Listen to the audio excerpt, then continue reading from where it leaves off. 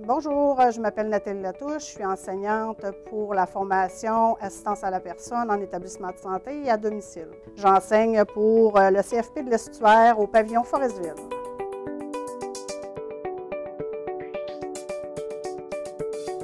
Les gens qu'on recherche doivent avoir des grandes qualités de cœur. C'est des gens qui doivent travailler auprès des gens qui sont vulnérables. Donc, on veut des gens qui vont être doux, patients, des gens qui vont être calmes, qui vont aimer le contact humain, puis qui vont être capables d'empathie surtout là, pour pouvoir aider les gens sur plusieurs départements. Donc, ils vont devoir travailler avec plusieurs types de clientèle. Bonjour, je m'appelle Mélodie Chouinard-Tremblay, j'ai 17 ans. Je fais mon diplôme d'études professionnelles en préposé aux bénéficiaires. Dans le fond, j'ai toujours aimé le domaine de la santé, puis je trouvais que le besoin était vraiment présent en ce moment, fait que c'est pour ça que j'ai voulu me donner main forte. Je ne m'attendais pas vraiment à ça, je pensais qu'on était vraiment plus une aide infirmière qu'à être vraiment proche des gens, mettons, les divertir, parler avec eux, ils nous content leurs problèmes, ils nous content tout. Après ça, nous, j'aime vraiment ça, être vraiment aussi proche des gens puis les côtoyer à chaque jour.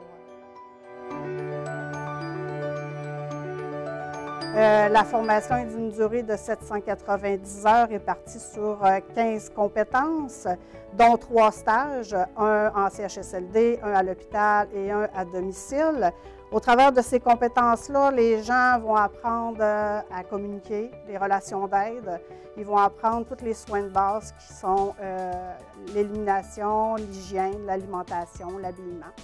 Le module que j'ai vraiment aimé dans cette compétence-là, c'était vraiment incapacité physique. On voit toutes les maladies qu'on peut voir sur les départements, puis on peut voir comment intervenir aussi, pas juste seulement voir les maladies, mais on peut intervenir. Ils vont apprendre à soigner des gens qui sont de différents types, de différents milieux. C'est des gens qui vont devoir faire preuve de beaucoup d'empathie et de générosité de cœur, parce qu'on le sait, on travaille avec des gens qui sont vulnérables pour un certain temps. Moi, je pensais pas que ça allait aussi pousser que ça, là. Je pensais pas qu'on allait... on est quasiment une petite infirmière, là. On peut soigner des petits bobos, mais c'est pas nous qui va faire le gros, là. On avise tout. À domicile, quand on va à domicile, c'est nous qui va faire le gros travail, là. Fait que c'est ça que j'aime. Durant la formation, les élèves vont aussi acquérir la formation PDSB, principe de déplacement sécuritaire des bénéficiaires. C'est ce qui va leur permettre de faire des soins sans se blesser. Dans le fond, ils vont apprendre à manipuler les gens au lit, au fauteuil, au niveau du bain. C'est tous des endroits où ils devront travailler pour ne pas se blesser parce qu'on sait que c'est quand même un métier qui est physique. Ensuite, les étudiants vont aussi avoir la carte de RCR, réanimation cardio-respiratoire et de premiers soins qui vont être délivrés au cours de leur formation. Donc, ils vont sortir d'ici avec leur DEP, mais en plus, ils vont pouvoir avoir la carte de RCR et de PDSB. Dans le fond, une journée typique dans la classe, dans le fond, l'avant-midi, on fait toutes les théories qu'on peut voir, mettons, la compétence 6, infection et contamination, mais dans le fond, le matin, on verrait tout ce qui est contamination, tout ce qui est maladie qu'on peut avoir comme contamination. Puis il nous montre comment la théorie, comment on peut s'habiller, il montre tout ce que c'est. Puis l'après-midi, on va se pratiquer comment mettre notre jaquette, les lunettes de protection, les gants, puis après ça, on les enlève.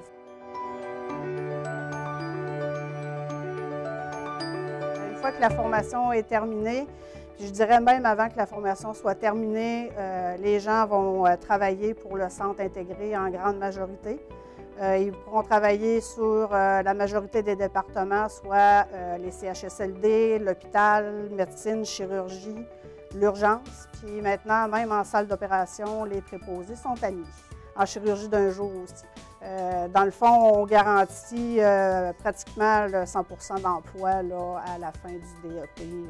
Sinon, il y a aussi les entreprises privées qui peuvent engager les préposés aux bénéficiaires, comme les résidences pour personnes âgées privées. Il y a les garderies, puis il y a la commission scolaire aussi qui engage pour travailler dans les écoles et les garderies avec des enfants avec des besoins particuliers. Je trouve que je suis bien formée parce que moi, j'ai eu Moi, je suis aide de service à Bécomo, puis je vois tout réellement ce qui est un département, fait que moi, je me pratique. Aussi, je suis payée 20 $ de l'heure, ce qui est vraiment mieux que le salaire minimum, en plus que je suis dans le département, que je vais travailler plus tard. Le salaire en débutant pour un préposé aux bénéficiaires qui va aller dans le réseau de la santé publique gagne en moyenne aux environs de 21 $ de l'heure en commençant, puis ça peut aller jusqu'à 26 $ environ là, au dernier échelon. Quand on va du côté privé, bien, c'est sûr que c'est à la discrétion de l'employeur, mais généralement, les employeurs offrent les mêmes avantages sociaux, les mêmes salaires que dans le public. C'est sûr que quand on va travailler au public, bien, ce qui nous est avantagé, c'est qu'on est syndiqué, donc ça vient avec des avantages sociaux, là, généralement, qu'on ne retrouve pas au privé.